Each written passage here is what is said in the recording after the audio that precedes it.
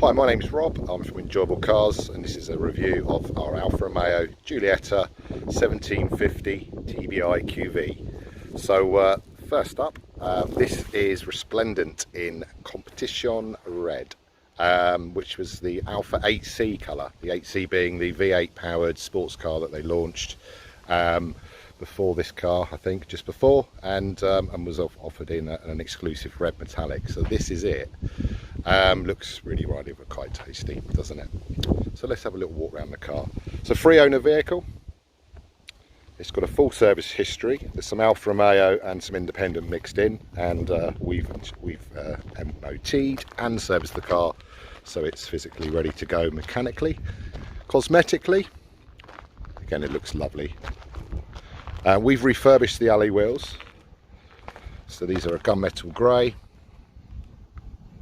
There is a red caliper, but this was standard from the car being built, albeit slightly faded.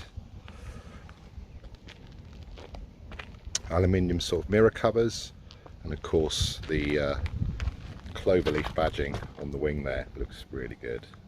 Now, I've seen a few of these and the green tends to fade off, so nice and crisp looking still. Okay, so if we come around the side, it's got rear privacy glass, which I think was probably a factory fitted option. It's actually proper glass, not a film. Coming to the rear, twin exit exhaust. So they're quite a subtle, understated fast car, hot hatch. Twin exit pipes, but again, this is similar to the non-QV vehicles. Even the diesels have twin exit pipes. You've got sort of 3-door looking profile with the hidden door handle.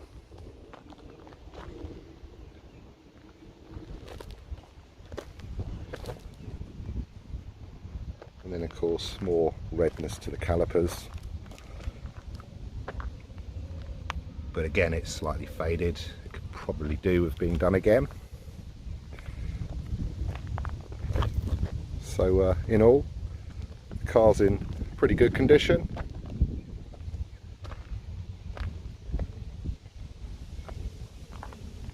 Now, there are some marks on the bodywork, namely this corner here, just where bumper meets wing. Some minor stone chipping. The lights aren't too bad, in the sense that these can yellow through UV light fading, and these aren't particularly bad at all. There are some minor stone chipping on the bonnet, as you would expect, but nothing particularly heavy or prominent. Bumper looks quite good too. Again, some minor chipping. There was some marks on the bottom lip here, which is obviously prone to curbing. Looks like someone's attempted to touch that up in the past, not us. Now, the near side of the car, it appears there's been some paintwork done to a reasonably high standard. The only downside is it is a slightly off red, so not totally sure who prepped and painted it, but inherently it's all uniform, and it sort of comes around to the rear, where it's, I suppose, the only prominent part where it doesn't quite blend in is the quarter panel into the bumper, into the boot lid. But if you view it as a whole, it actually doesn't really draw the eye. This side is the original paint finish, from what we can understand. It's all uniform. In fact, it's not particularly badly scratched or chipped at all.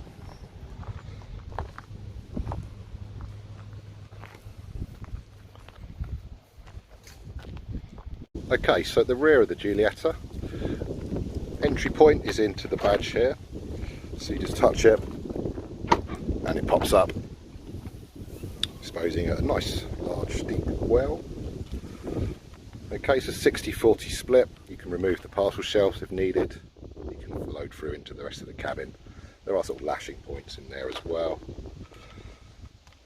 And then underneath the floor is the tools, spares, things like the locking wheel nut.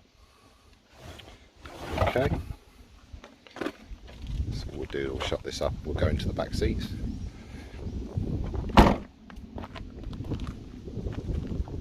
So grabbing the hidden handle,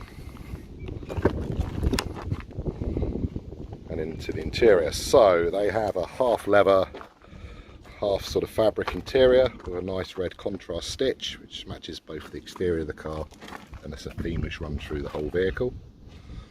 Okay, headline is clean and unmarked.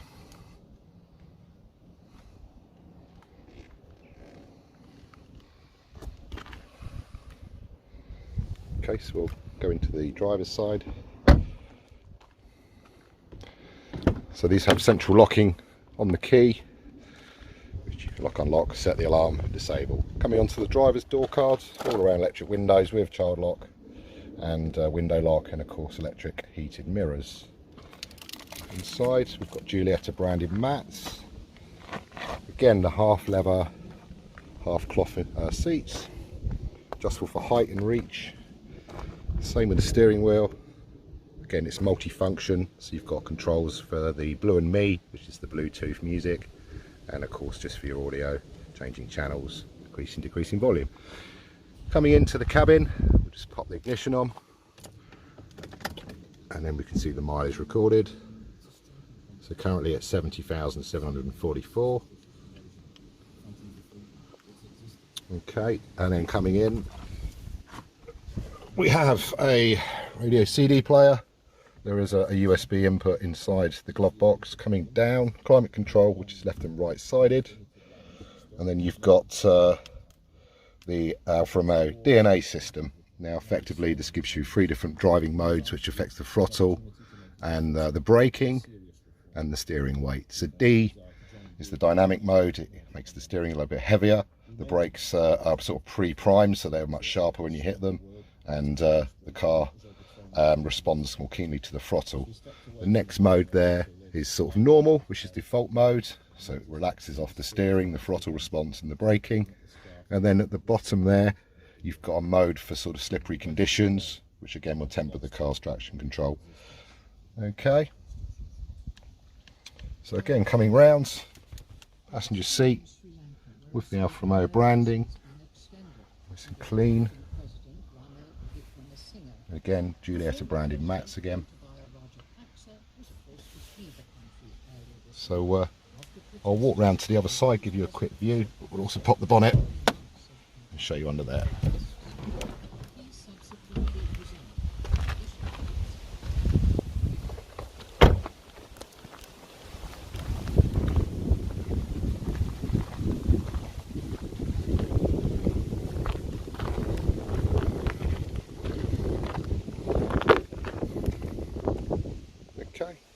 So it's 3 free belts across the rear, so it's a 5-seat car. Some of these hot hatches are only 4, and it does have Isofix. You can safely fit children's seats in there. And again, passenger side.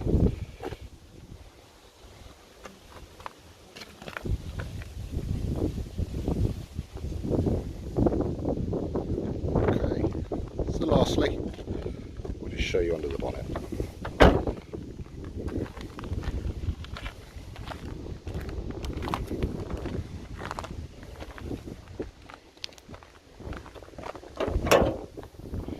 Here we go, so 1750 TBI, around 240 horsepower. It's a nice driving car. It has a low down torque characteristic, so as soon as the turbo's boosting it starts to pull quite well. Yeah, it's a bit of a stealth car really. I mean, it's a beautiful looking car, but again, you may not be apparent to other observers of your vehicle that this is actually the fastest and the top of the range vehicle. So recently serviced by us and MOT'd with a proven stamped service history, some bills in there. It's in fine fettle, ready to go for several thousands of miles and many years. So I hope you enjoyed this review. If there are any questions, perhaps something that I've not touched upon, don't hesitate to contact us back at via the website. So you can do this through www.enjoyablecars.net. There's contact details on our website with numbers. But looking forward to hearing from you. Let us know if this car's of interest. Many thanks.